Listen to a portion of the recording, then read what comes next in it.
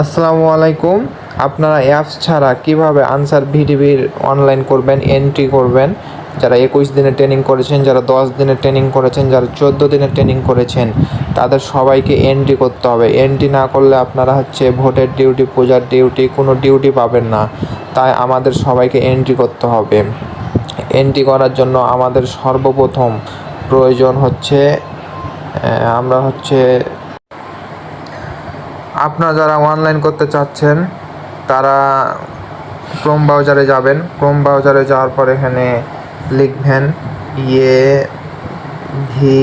VMIS লিখে search দিবেন। Search দিলে দেখবেন ওয়েবসাইট চলে আসবে।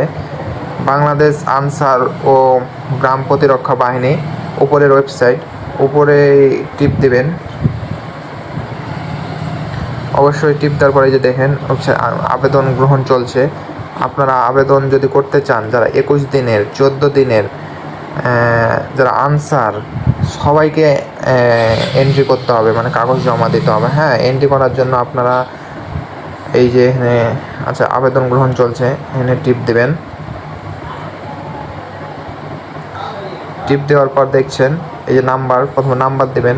নাম্বার দেওয়ার পর আপনারা এই যে নাম্বার দেবেন। আপনারা নাম্বার দেবেন। আমি নাম্বার দিচ্ছি 016।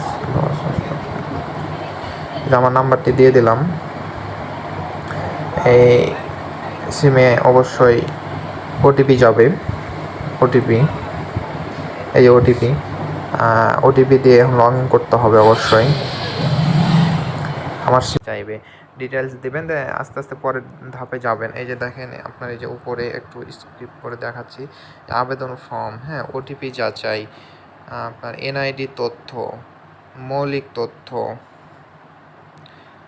আপনার এভাবে দেখেন সকল তথ্য দিয়ে দেবেন। হ্যাঁ, সকল তথ্য দেওয়ার পর আপনার দেখায় এই যে এরকম দেখাবে যে প্রোফাইল দেখছেন আমার মোহাম্মদ আসাদুল্লাহ।